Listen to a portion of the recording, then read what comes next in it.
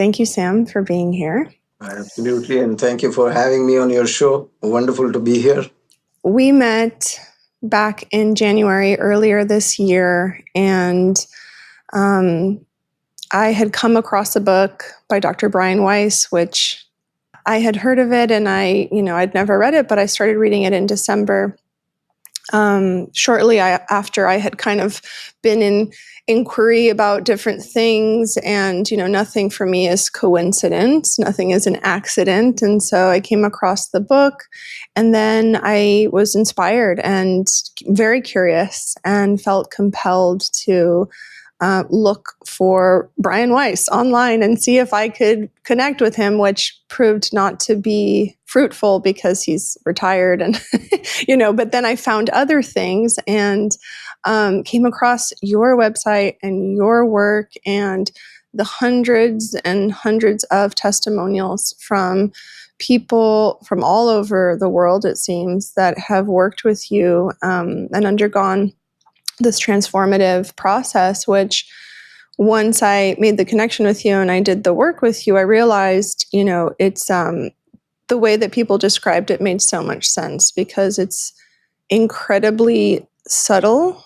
It's like it's not tactile, you can't really quite place it. All you know is that things are unfolding and transforming in a way that they hadn't before. It's undeniable. So I would say it's subtle. It's also very profound. And so I just wanted to open with that experience, and I'm totally okay sharing bits of my experience if it seems appropriate at any point in our conversation. But in the months that have unfolded after our work together, I really wanted to speak with you and explore this subject matter because since then, I've shared bits with some people who've asked. I don't give too much information because I feel like it starts to maybe impact their perception of this work. But I just say I don't talk about the process so much as I talk about the outcome of what I've experienced. And so I would love for you to share what hypnosis is, right? Such a broad term. And the work that you do, because I know many people that I've even shared it with said, oh, like in the movies where they make you do things that you wouldn't otherwise do if you were conscious. And I'm like, no, it's nothing like that. So I would love to just unpack that. Yes. So as you rightly said, hundreds of people have gone through this process. This is a profound process. And every human being is unique. There are no two human beings, even if they are twins. They might be similar, but everything about them will be unique because we come with our own unique karma, or in the East, we call it karma. In the West, we call it database or memories or past or whatever we want to call it. And whatever is needed, whatever is appropriate for that unique human being happens through this process. And that is why the QHHT, Dolores Cannon's QHHT process, which we do, which is Quantum Healing Hypnosis technique, it is essentially a spiritual process. It is not a psychological process. Psychological means going back linearly, going back in the past, saying, you're 10 years old, you're now in your mother's womb, and directing the process or controlling the process. In the kind of work that we do, we means QHHT practitioners all over the world, we never control the process. We never control or manipulate or direct as to where the client goes. It is your higher self, that connection with divinity, God, superconsciousness, which takes you wherever you need to be to bring yourself that healing clarity and wisdom, whatever is appropriate. And that is why it is a spiritual process. It is beyond you and me. Now, of course, most people, they wonder, hypnosis. Hypnosis is just a tool, a technique, a small part of the entire process. It is in this spiritual process that the hypnosis is a small part. And the hypnosis comes in where? Just to relax the, what we call as the left brain or the analytical thinking, logical, calculative, strategic mind, that mind which we use for a survival on a daily basis. But when it comes to a spiritual process, survival, we are now transcending survival. We are transcending the five senses. So, what we are doing is, in one way, using this beautiful, gentle hypnosis that Dolores Cannon has developed, we relax that analytical part of the mind.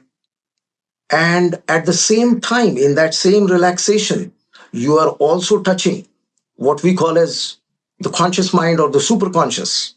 And it is right in the middle of that superconscious and completely relaxed, what we call as the somnambulistic state, which is the gray area where all the work happens. So, if you really ask, it is within the same moment that you're super aware, at the same time, you're super relaxed. For most human beings, being in both the states at the same time is very difficult or is nearly impossible. But it is the hypnosis or the QHHT process that makes it possible. So, on one level, it is a very deep relaxation. On the other level, it is so gentle that most people wonder that, no, Sam, my mind was active. Am I really under hypnosis? You are absolutely. Once you decide to go into the process, you get beautifully connected. Whatever work needs to happen happens. The only time that, somebody may ask, oh, but what if, I cannot get hypnotized? It is not whether you can get hypnotized or not. Unless you decide not to get hypnotized, only then nothing can happen. Because at any given time in our lives, we are always exercising free will. So if somebody, and I have yet to meet that kind of a person because people pay big bucks to come and be with me and do this process. So unless somebody doesn't want to get hypnotized, they won't be paying the money. So it has, never happened. And I'm sure that sometimes, the left brain or the analytical mind creeps in and wants to have a little control over the process. It is very natural. It happens sometimes and it goes on. But I don't know if I answered your question about hypnosis. You did. And what you said, that, that piece about, I don't know if I want to get hypnotized, and people, why would people go and do this work and invest, the resources and energy if they don't? But I think, like, personally speaking, I felt this sense of, am I hypnotizable? Right? That's like what the question was that I asked myself, um, am I able to reach that state of deep relaxation? And, someone who's grappled with the idea of, or that sensation of control, right, in my life, there is a surrender that happens because you have to surrender to this process. And so there's this kind of holding on of like, what will I find once I get to that state of deep relaxation? And am I ready to see what I will find? And I think that's, when I've talked to other people, that's what comes into play. So it's not so much of, do I really want to? It's more like, am I capable of, and am I willing to see what's there? It is, you're absolutely right. Am I willing? And am I willing for what? Am I willing to really meet the real me who has been waiting, that inner child who has been waiting for you to make that contact? And for whatever reasons, it could be that people have gone through a traumatic past and, they have learned over the years with the left brain to maintain control. So most people, we feel fearful of letting go and losing control because we feel that the moment we lose control, then hell will break loose. And again, people will take advantage of me. Or if I let go of those walls, then if I start trusting, then what can happen? So, in a way, we feel vulnerable, but it is actually the more vulnerable you become to yourself, you actually open up to divinity by standing out of your own way. And who is this standing out of the way?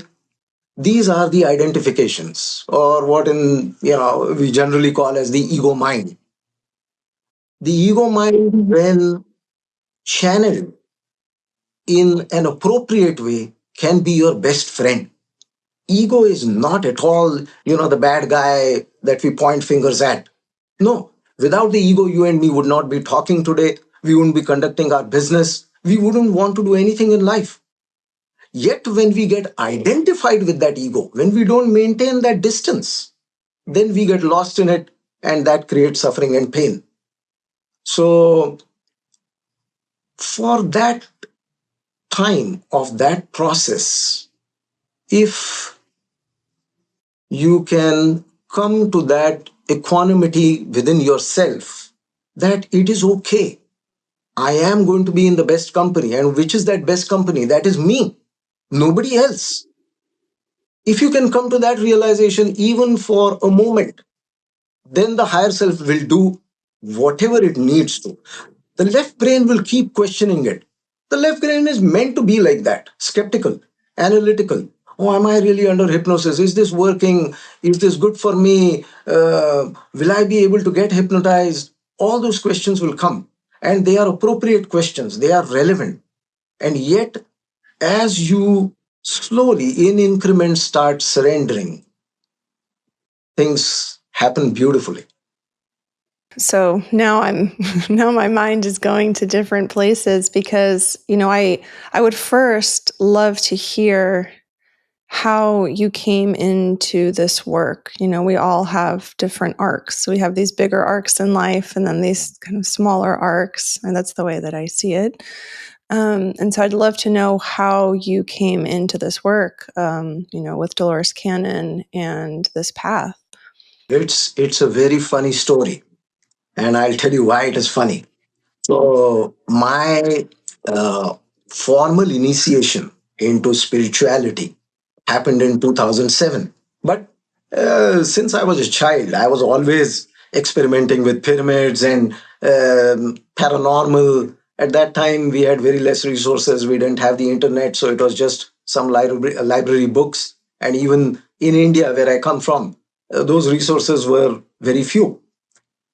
And then we came to this country, whatever, we were going through the roller coaster ride. We were making lots of money, more money than I could even spend. And one day, an enlightened being came in our life. His name is Sadhguru.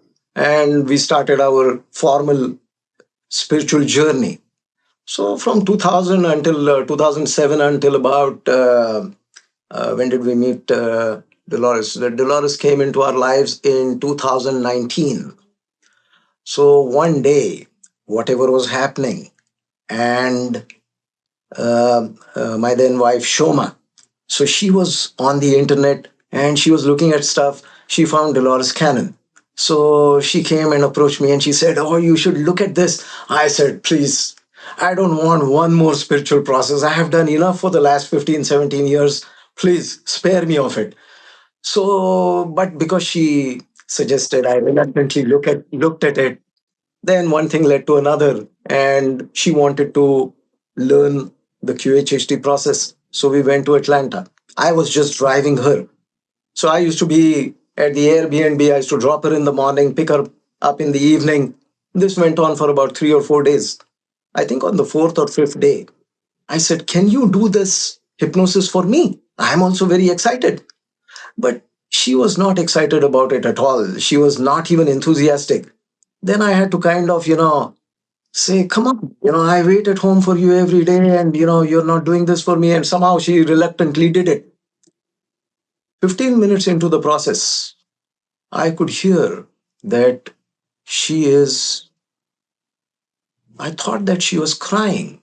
So I was wondering, did I say something wrong? But she had told me, "Keep your eyes closed until the end of the session." Once the session was over, I asked her, "What happened?" She said, "You won't believe it. Everything that you were telling me was what I saw in my session 7 hours ago, earlier in the morning." And then she told me the story as to why she was so reluctant about doing the process for me.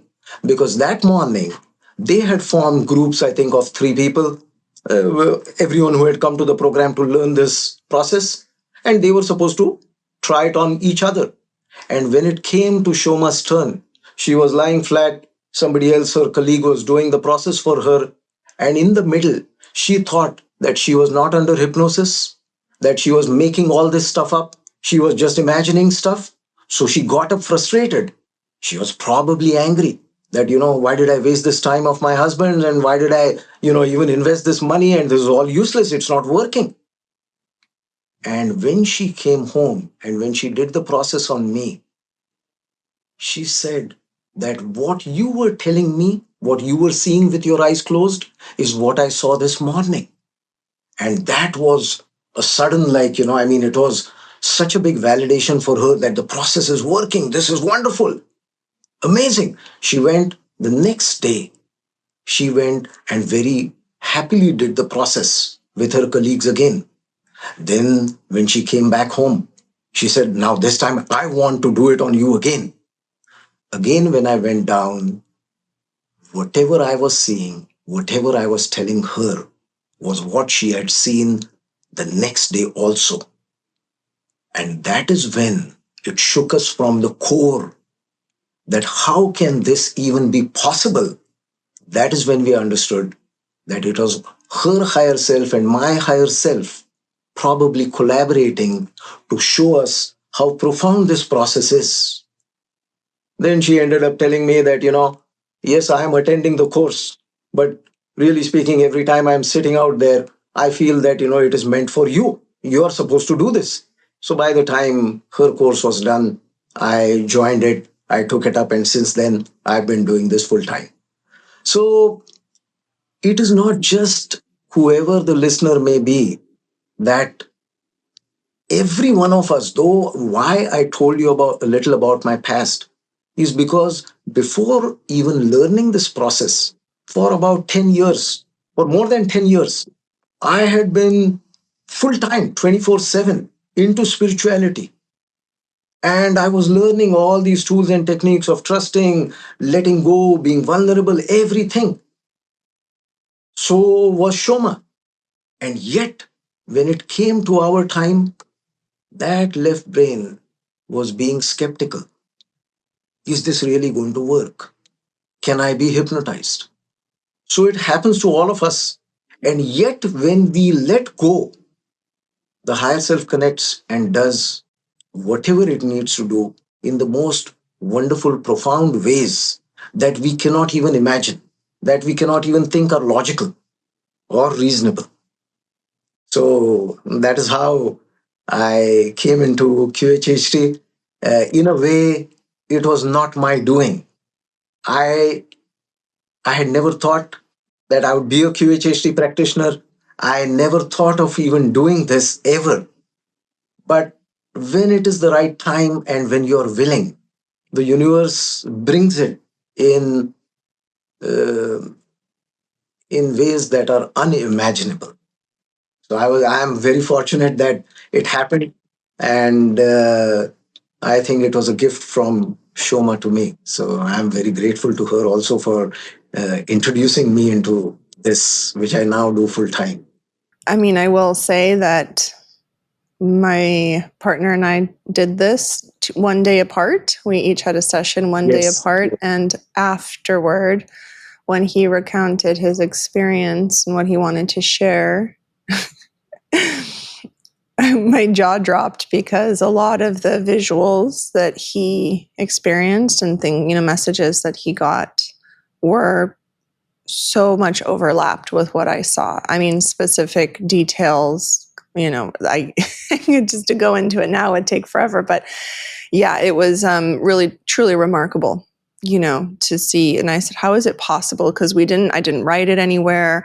I didn't share it anywhere. I didn't talk about it. And so when he shared his experience, I was just looking over at him kind of shocked, like, how did we, two unique individuals who didn't converse about this, have the same experience, and and the way it was perceived as well.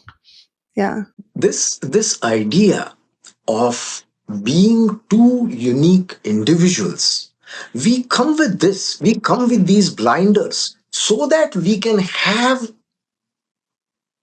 individual experiences in this reality.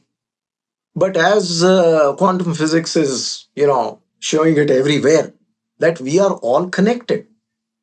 And when we are connected, we are picking up everything from the collective consciousness, what we in the East call the Akashic. The Akashic is, in one small way to describe it, is the common uh, library of all records of everything that has happened in life, that will happen, has happened, and is happening.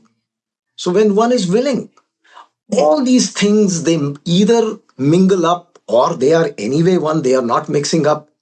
Everything is there. It is just that we make ourselves available to be able to access that information, and not just access it in a haphazard way where it just comes cascading down on you, where that librarian, whether you call it your higher self or God or divinity, chooses the appropriate records that you need in this time, which can be revealed to you. I want to touch on what you said about, you brought up the word skepticism, because there were certainly two or three people I spoke with, and, things that I was reading online where people say that this is contradictory to religious beliefs and that this is all the act of a desperate person who's just wishful and hopeful to find something. And this was kind of moving, kind of maybe into a realm that butts up with religious beliefs. And so, I wanted to ask you that because I've heard medical doctors, right, who have a very specific kind of training, psychiatrists, psychologists, neurosurgeons, all different types of practitioners who work in the medical field say, like, I can't really quantify this. All I know is that it had a profound effect on me. And so, how important is it that someone actually has to believe in this for it to have an effect on someone's life? Because I don't necessarily need to believe in something for it to prove, for me to have an experience with it, right? And I don't feel like I need to ascribe to something or to be part of something for it to have an impact on my life. I'm personally someone who can take information from so much of the richness and the textures of the world to create my experience. So if someone's considering it, but they're skeptical, right? What would you say to that? Yes, I would say number one, skepticism is good. Skepticism is good because a lot of damage has been made on this planet by believers. When you blindly believe something,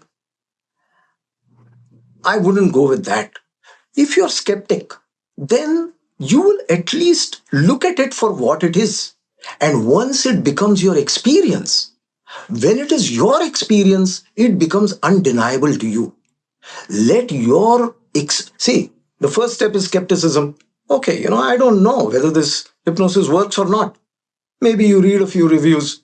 You say, okay, maybe, these are all people who have been blinded and, they simply wrote this review. They are just, saying all these nice things. Then comes a point when something within you, what we call as your intuition, your gut feeling, your heart, your connection with divinity guides you in a certain way.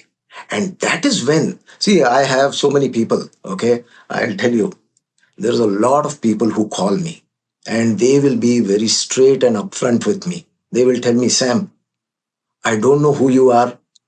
I I don't know what this past life regression thing is, but something has just kept pointing me towards this. And I don't know why, and that is why I'm making this call. See, please understand, on one side, their entire mind is telling them that this is madness. If you don't know what this is about, why should you even be making this call? And yet, when they transcend that logical, reasonable thought, or what their mind is cooking up, and they make the call, by the time they connect, Things start happening, they start feeling.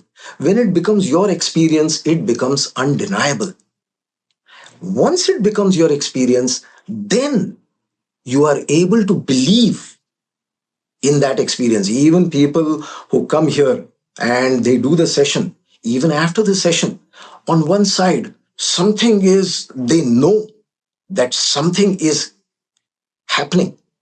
There has been some transformation which has occurred, and yet the mind kicks in because the mind is always trying to establish its relevance because it is in charge of your survival. It's still trying to understand, but it will never be able to understand this. It will never be able to grasp this because we are going beyond the five senses. The mind can understand only the five senses of tasting, touching, hearing, smelling, and seeing. Beyond that, when we are going from the physical to the non-physical dimension, there the mind, it is just lost. And if it is lost, it feels a little insecure. So again, coming back to what you were saying, it need not be your belief system. This, whether you are an atheist or whether you're religious or whether you're a believer, it does not matter. Ultimately, I would say that even the atheists that I have met, I'm telling you, some of the atheists that I've met, they will say that I'm an atheist, I don't believe in God. And yet, when you gently ask them, I have met some atheists who I feel are even more closer and nearer to God than people who have been who have been worshipping God since they were children. It is because an atheist, in my opinion, is somebody who's skeptical. They may say that we just don't believe in God, but what they are essentially trying to say is that we don't believe in God the way you describe God. And yet, when you dig deeper, somewhere within themselves, they have that understanding that there is something beyond me. There is some, you call it a higher power, God, or whatever it might be, that is there. And I believe in that connection. And that is all that it takes. So you need not be a believer. You can be skeptic, and that is perfectly fine. The only thing that is needed is trust. And trust in whom? Not trust in Sam, not trust in anybody else, not trust in God. Trust in yourself. Even if you open up that little trust, if you are willing to trust if you're willing to trust yourself, the process works phenomenally well. You don't have to trust in anything external because everything that there is to know, that truth exists within you. The kingdom of God exists within you. All we are doing is trying to reach out there. As long as the doors are open, as long as you keep the doors open, whatever work has to happen, happens. And it happens beautifully. Yeah, I like what you say that you have to trust yourself, right? And we hear that a lot, and I didn't really understand what that meant until I started making contact with what you called earlier, your inner child, right? Or my inner girl, that being, that experience, that dimension of myself as an infant, as a child. So much of that had been suppressed, to survive into my adolescence, into my teenage years, and into adult life. And so when someone would say, trust yourself in this decision, right? You're an adult and it's like you're wavering, and that lack of clarity, that lack of discernment kind of comes in, and you realize, I don't know how to trust myself. No one ever really taught me, because when I was a child, maybe trusting myself wasn't an option. Maybe I felt that I wasn't supported in building that trust, or listening to my intuition, or listening to my body, or listening to the inner yes or the inner no. I really do believe it's something that we don't often cultivate in children. It's like my body is saying no to this, but my family is telling me I must do it. And so there's a scramble that happens, right? An internal scramble of like, well, I was told not to trust that feeling. So we grow up and we might be a little confused about what it means to trust ourselves. And then we see ourselves making decisions based on what the external world wants, and then later feeling unfulfilled, empty, confused, not really following the path that we thought, that we wanted for ourselves. So have you seen in the sessions and in your work where people do have that re-meeting, and then it's like a reinforced sense of trust in self, and they can move forward with more clarity and communication with their own inner yes, inner no, intuition? In a very practical sense, okay, not from the psychology or something like that, but from a very practical sense within yourself. What would I call as the opposite of trust? So, it can be described in 1,000 ways. This just came to me, so I'm just sharing this with you. The opposite of trust within me is when my mind starts to strategize. Why does it strategize? Because it wants to control the situation. Because my mind tells me the story that if I don't control the situation, there will be some pain or suffering. Things will not go my way. Either somebody will take advantage of me, that is on the worst case scenario, or something won't happen the way I want it to. And yet, when your mind is telling you that don't trust, or in other words, it says strategize. The moment you bring in strategy, you're going further and further away from trust. Trust essentially means if you train yourself to listen to the first thing that comes to you. You'll say, Sam, that is impractical.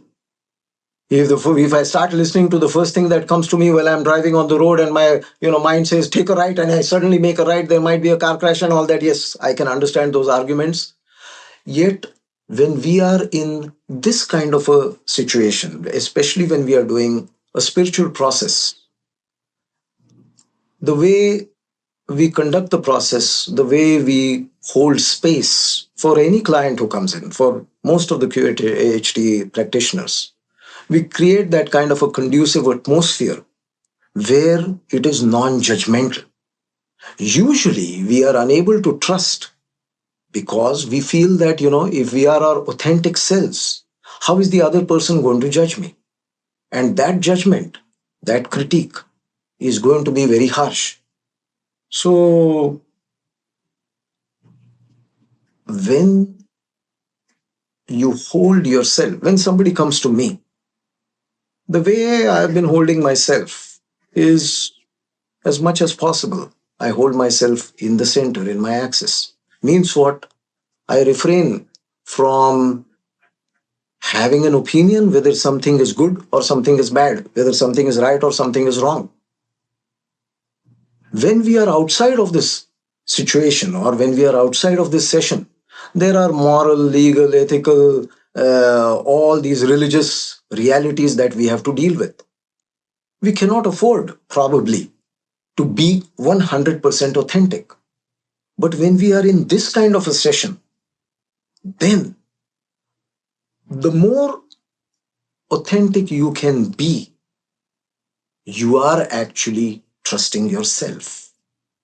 And that is the kind of space energetically that we create in these kind of sessions. Because when that kind of an atmosphere, that space is created, whether you understand energetics or not, automatically you start aligning with your center, and whatever has to happen, you let it happen.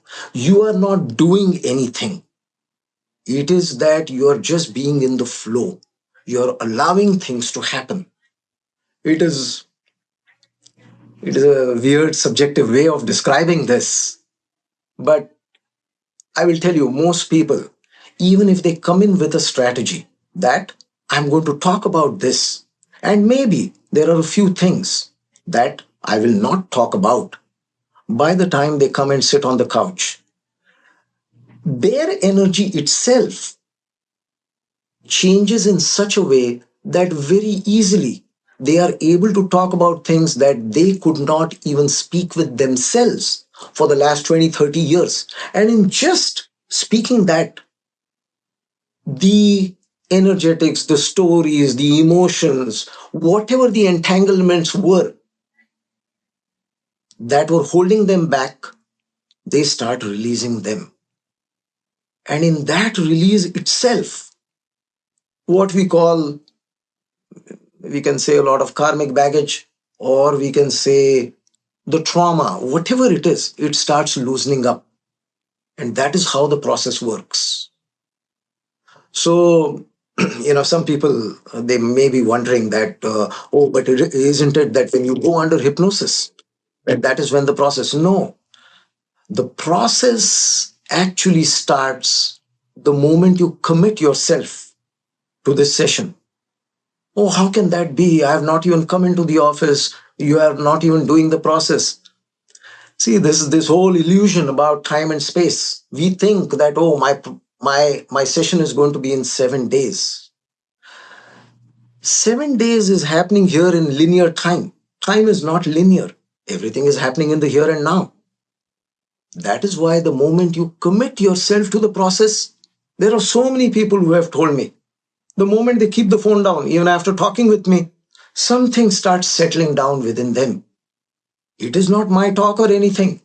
It is just that now they have aligned with that self of them, which is the authentic self. And the moment you are in that, in a way, we can say you have now started trusting yourself.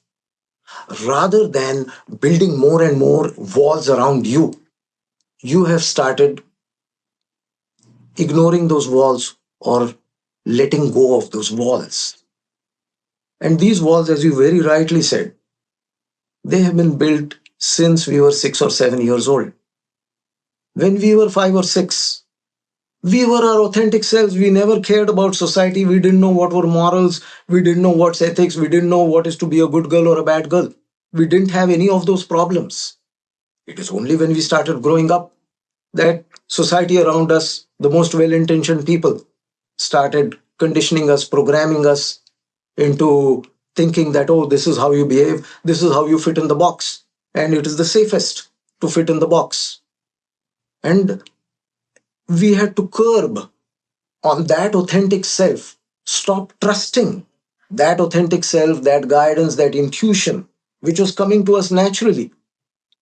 Because if we were our natural self, then we saw society punishing us in certain ways.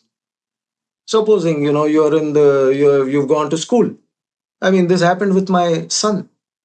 He used to be on the math bowl team, and they used to win these math bowls all over Florida. He was one of the brightest kids in math. And yet, every time, every term, his math teacher would call us and say that, your son is not doing well. When we used to ask why, the explanation they used to give us is, when we give your son a problem, he knows the right answer, he writes the right answer, but he is unwilling to give us the in-between steps. School is about making it happen logically, while as this life, there is no step-by-step logically. To him, it was coming intuitively. He looked at the problem, he knew the answer. But school was saying, if you have to come to school, you've got to fit in this box. You have to be able to give it to us step by step. I'm not saying that the school is wrong. School is doing what they are meant to do. But this is how we curb ourselves. We stop trusting ourselves. So after a certain while, after hearing probably the teacher say this a dozen times, and we also, at that time, me and I didn't have any sense. So I was trying to tell him, please comply, man, so that I don't have to come to school and listen to your teachers. Somewhere within him, that is where I must have caused the damage. Where I told him, rather than being intuitive, rather than trusting yourself, please just use your left brain. So we do this, and then we realize it a little later on in life. But the moment the realization comes, we are very close to that, and we can turn around, and it is very possible. And I face those challenges daily in my life. Though I tell people 100 times a day, trust, trust, trust. When it comes to my own insecurities, I find it difficult. I remind myself and I keep doing it. And that is the journey of life. Otherwise, it would have been so monotonous if I was trusting, trusting, trusting. I wouldn't have known the other side. So both sides are fine. A lot of the people that have worked with you have recounted past life experiences. I know that that's a big part of this process. They didn't expect to, maybe some expected it, maybe some didn't access it. And this was one of the points of contention that I actually encountered when discussing this process with someone, because they said, that doesn't exist. That's just someone remembering something from a dream. That's the answer that they gave me. However, for me personally, it's so compelling. The stories that I hear and how, like you said, time is not linear, and there's this interconnected web of experiences that are existing in our present moment, and then they're recounted when people go into the regression and access a past life. Even relationships we have in our current life are reflected in past life regressions, and certain experiences we had with those people makes, it helps us make sense of why our dynamic is the way that it is with a person now. And it's such an intricate, beautiful web. And so can you explain really share what that phenomena is, and perhaps a few experiences that some of your clients have had that you've found to be really compelling? This term, past life regression, really speaking, technically, what we are doing is not a past life regression. It is a quantum healing hypnosis technique. Yet, because a lot of people have gone and touched past lives, this term, past life regression, has become very common. That is how people understand this process. That is why we call it past life regression. Even when you read Brian Weiss's Many Lives, Many Masters, all the experiences that Catherine went through, they were past lives. And for us, um, even Edgar Casey, past lives, or Newton. So most of these accounts that have come out, they have been past lives. So that is why we use this generic term called past life regression.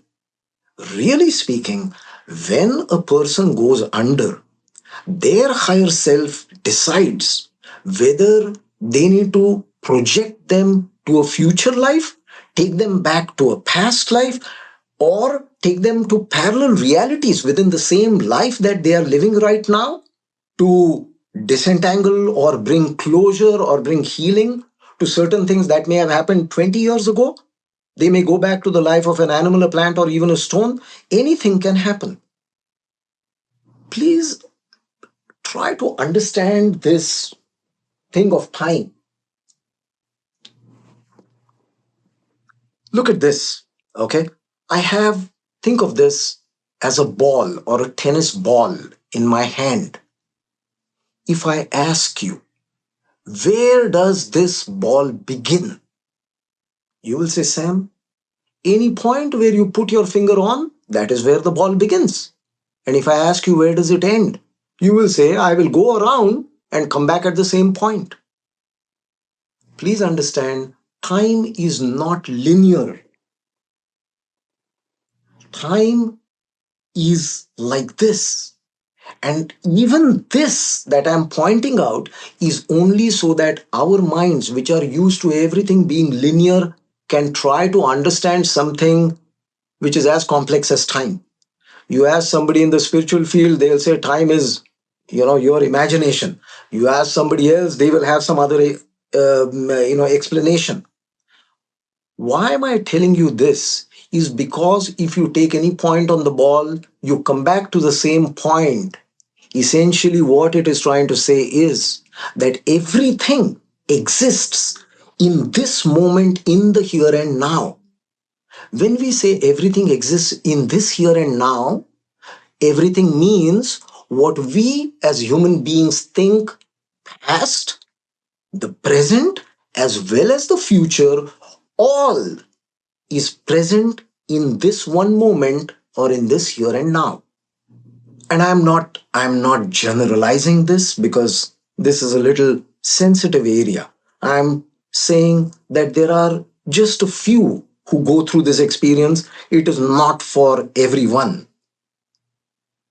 That sometimes I have seen that there are some people who will come and they will share this experience with me. They say that, we have talked with therapists, we have talked with our family, nobody can understand this. They say that somehow I feel that I don't belong in this body. And sometimes they are able to articulate that experience in detail, maybe sometimes not. But what happens is, whenever they feel that within themselves, the only thing that logically they feel that they can do to help themselves, because nobody else can understand them and they also cannot understand the experience, is they think that the only way out is by ending their life. Now, they've gone everywhere, they have been on therapy, they have taken all the whatever medication that their doctors have prescribed, and nothing is helping. Maybe they sometimes come to me. And when they are regressed, sometimes we see that this may be their first life on this planet. And especially I have seen in the few cases that I've come across, when it is their first life on this planet, if they have come from what we humans call as a future life, and this is their first life on their planet, naturally uh, adapting to this constraint of this body, these emotions, suffering, pain, all these things are so new and so gross and so limited that they feel compressed as if they've been caged, that they are trying to escape. And the only expression that they can find is by, somehow ending this life. When they connect with that, when their higher self brings in that clarity or whatever, somewhere, I will not be able to logically explain to you what happens, but somewhere within them, they find that stability, they find their center, somewhere there is that recognition or realization that, okay, I chose this. This is not a curse on me that, I've been born as a human in a human body. This is actually a huge privilege. Wherever I was in the fifth or seventh dimension where there's only bliss, bliss, and bliss, it was getting too boring for me. So maybe I chose this spicy life of, this roller coaster ride that human beings go through. And I am here now. And when that happens, there is some kind of a settling within themselves, and they are able to then take the next steps and make, align with their life purpose and keep going on. So both ways, whether it is a past life or a future life or parallel realities, whatever may your higher self may bring to you, sometimes we may logically connect the dots that, oh, because he was my elder brother in the past life, that's why he's behaving like this, or because maybe somebody came from a future life that they are not fitting in their body, so they feel like this. Sometimes we can connect these dots logically. It just got me thinking about all the ways in which this idea that there is life after life can be very threatening when or there's a force, let's say, that wants to control all of that power. Because when we actually believe life after life exists, a lot becomes available to us, and we're not so driven by fear. But it's this kind of, I don't know, maybe dogmatic judgment that there's consequences and punishment to be had that, keeps people in line and keeps them small and keeps them in fear and keeps them behaving a certain way. Because if they know life after life, or they believe in that in any way, they might be more free to expand, to explore, to manifest, to create, to heal. And so, do you think that there's some kind of agenda to really abolish the idea that life after life exists or is possible? So, in one way, this is a very dangerous question. No, the question is not dangerous. The answer is dangerous. So, but still, we will explore it. And I'm sure that uh, whoever is watching this will take it just the way they need to receive it. See, think of it like this, somewhere, whether it is in religion or in spirituality, somewhere they say that we have been created in the likeness of God. We are just like God. Whether you believe a God is a he, a she, an it, or just energy, whatever it may be, that we are a fractal of God. A fractal means basically everything is the same as God, except in size and maybe in intelligence or whatever, we are a little limited, and what we call as God is infinite. Now, the same thing, and this is the way this is my personal thought. Okay, I'm not saying that this is how existentially it is, or if somebody needs to believe this or not. No, please treat this just like entertainment, because all of us have our own ideas and we don't like somebody else saying it in a little different way. And yet I'm just going to share what I feel about God. I feel God is like, just like you, a mother. A mother. Now, today, because you're a human being, you may have one child, two child, or maybe three, four children. God, because it's infinite, decided to have maybe 7 billion children, because it can keep producing, no problem. It has got enough energy to take care of all of us.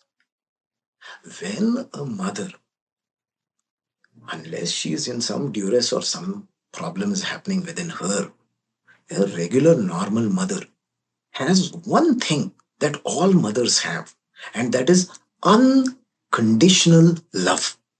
Unconditional means the child is 2 years old, it comes and slaps you, you say, oh, you just laugh at it.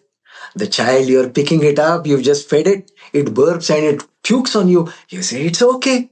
Whatever the child does, you treat it with love, kindness, compassion, just unconditionally. The same thing is with God. Now, many religions, I am not pointing fingers at one religion. All religions all over the world have, for some reason, just to be able to see, the modern organized religion is what I'm talking about. I'm not talking about essentially what religion should be, because religion by itself can be a wonderful thing. It is only the modern organized religion that I am right now talking about. Modern organized religion, to control the masses, has created all these morals and ethics and everything. And in that has also created a God who's waiting probably at the gates, waiting to judge you, as if that man or woman or whatever that entity is has got no other thing to do except wait out there and judge. And judge whom?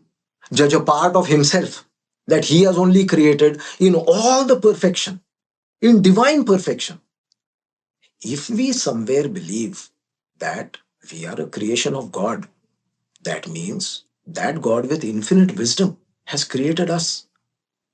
Now, if we start saying that that creation has gone wrong and is doing all kinds of nonsense and doing wrong things and all that, in a way we are saying, hey, God up there, I think somewhere you screwed up. That would be the biggest insult which at least I cannot do. And that is why everything is in creation is 100% perfect. So when it is 100% perfect, where does the question of sin, going to hell, going to heaven, somebody being up there judging you, none of that really works. None of that really happens. What people generally refer to as hell or heaven is, really speaking, the experience that they have created for themselves while they are in this body and mind. So somebody is going through hell or somebody is going through heaven. You did say something, it was not specifically because we were talking about mothers, you were talking about unconditional love. And, one of the questions I did want to ask you was about consciousness before birth, because in my work of conception, fertility, childbirth, postpartum work, lactation, counseling, and there's so many people I've encountered who say that, children don't remember, right? When they're in the womb, they don't remember, they're not conscious yet, and there's no consciousness when they're infants. So whatever we do to them, they're not going to remember. And this comes up a lot when women talk about, more barbaric and violent procedures that we do to children when they're just born. They say, oh, I'll do it. The earlier I do it, the better. Because if I do it when they're older, they might remember. And I say to them, they've been remembering since the moment they were conceived. So in your work, have you seen over the years this to be true, that there is a consciousness when the child is in the womb? Absolutely, absolutely. Say, please understand that there are many, many levels of memory. Okay. The only one which most human beings understand is the conscious memory. So, if I can't recollect something that I did when I was in my fourth grade, then we say, oh, it's out. No, no, no, no, no, no, no, no. Life doesn't work that way. Everything, in fact, see, okay, so this is neuroscience, this is not woo, which is saying that every moment that you're awake, you are taking in 10 million bits of data, out of which your brain is capable of processing anywhere between 30 to 50 bits of data. Where does the rest, 9 million, 99, whatever that number is, where does it go? It gets dumped down into your subconscious. So essentially, there is a vast there's a much bigger memory which we call as the subconscious, which is storing everything that has ever happened to you. Forget just being in the womb. Since you separated as a fractal from consciousness, from God itself, okay, there is everything that you remember, and that is why we call this past life regression. Now, if you ask about just this birth, that when conception happened, when I was in my mother's womb, are there things that I remember? Are there things that shaped me? Absolutely, 100%. And science will very slowly, I think they'll be able to prove this and all that. Just on a little different note, if somebody is interested in seeing as to forget just when the child is in the womb, how genetic memory, how it comes down from generations, you can just Google on the cherry blossom experiment. I think they conducted it at Emory University or something, where they bred mice, they gave them cherry blossom, then they electrocuted them, they shocked them, and then they let the male and female mice come together and have offsprings. And they were able to see that whatever programming was given to the first generation, it lasted until the fourth generation. That programming carried over from generation to generation. In the Indian culture, we know that that programming carries over to 7 generations. Now, that is, let us keep that aside. I will tell you a little story, which is very famous from India. It comes from the Gita. I will make it very short and small. So, one day, there were these beautiful beings. One's name is Krishna, the other guy is Arjuna, and his wife Draupadi. So they were sitting and they were discussing a certain war formation. So Krishna was telling Arjuna how to basically get into that war formation, what strategy to use, and how to decimate it and come out of it and all that. It was called Chakravyuha, which is, think of it like a concentric circle. So the enemy forms that formation and then you somehow get into it and you get lost in it and they kill you. So Krishna was telling Arjuna how to basically get into it and all. Now it so happens that while Krishna was telling all this to Arjuna, Draupadi, who is his wife, was pregnant and she had the child. Now, Krishna tells Arjuna about this war formation, and as he tells the plan how to get into that concentric circle and reach the center, somebody comes and calls him and says, "You're needed out there. Can you please come with us for 5 minutes?" So he excuses himself, he goes. So now there is no talk happening. So the wife goes away, she continues with her chores. Then Krishna comes back and tells, "Okay, now you're in the center. Now I'm going to tell you how to get out of it." What happened was that child in her womb had only heard how to be able to get into it. It had not heard the exit strategy. 20 years later, when there was a big war, he was able to, his name was Abhimanyu, he was able to get into that war formation. He was able to very successfully get into the middle. But when he went to the center, he did not have that knowledge how to get out. So everything is being recorded. There is nothing anything that life misses. Just that when you come out, how will it manifest is something that we don't know. Some of the memories might get triggered, some of them may not get triggered.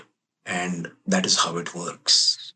With this in mind, we have to, or it might compel us, I should say, to rethink everything that we take in, everything that we're digesting, right? From music to visuals to energy to food, because people are very concerned with, the food they're putting into their body, yet they spend most of their day inside of an electromagnetic frequency. They're listening to music with lyrics and programming the subconscious. They're picking up the phone and listening to a friend complain for 45 minutes.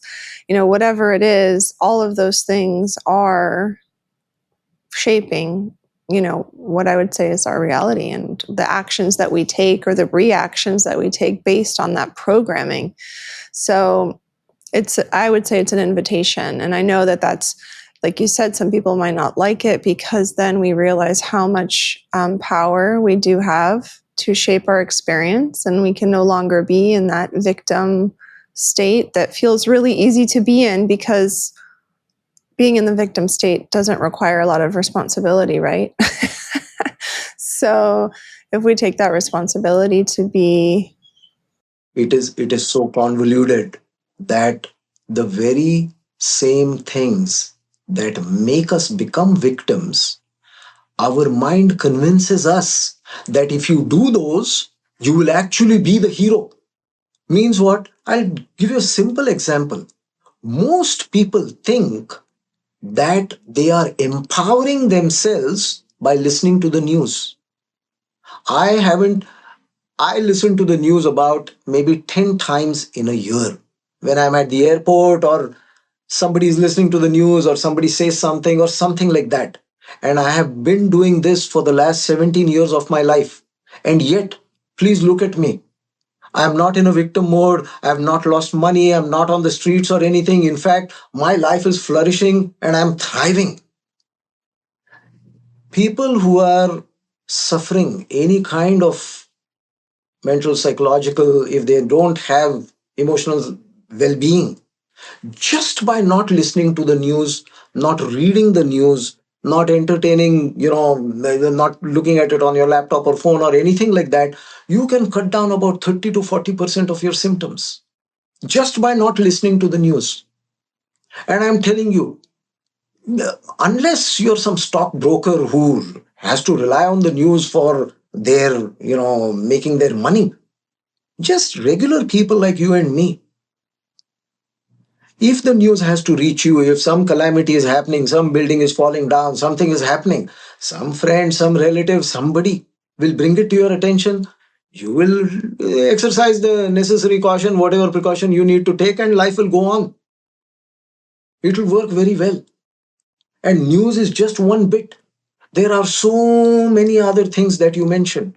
The food that we put in, the music that we take, the clothes that we wear, the colors that we, this thing, everything, anything and everything. You see, you take simple example. You go to the hospital. They paint the walls light green. Why? Because they want to make you calm.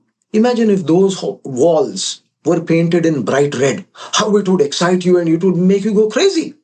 Then they would have to work double just to bring down your blood pressure first and then take care of you. So, like that, every input that comes through these five senses is affecting you, whether you're conscious of it or not, doesn't matter. Subconsciously, everything is shaping you. So, the more aware you are as to what you take in through these five senses will determine how life goes for you. For some people, it seems to be very easy because they are maybe making the right choices as to what they take in. For some people, though they have everything, life always seems difficult. Roller coaster ride. So, life just works the way you respond to it. And by response, it simply means taking the responsibility, the ability to respond. Do I want this within me? If I'm going to watch an action movie on which people are killing and raping and doing all those kind of things, now it has been taken into my subconscious. There is no escaping. It will find its manifestation some way or the other, it will come up, whether subtly or overtly. It doesn't matter. Whatever you make a part of you, it find expression. That is why they say, I think nowadays nobody must be saying this, but 20, 30 years ago, I think they used to say this, that you are what you eat. They used to think that, oh, if you eat potatoes, you look like a potato. That is different. But everything that you eat, even the water that you drink traumatized water. Now you're taking in that memory. You drink water which you have blessed or structured it in a certain way. Now you take that and it will do some wonders for you. Not all water is the same. And if we can say that about water, then everything that we put in this mouth contains water, and water has tremendous memory. So all the foods that come to us in some way or the other are carrying memory.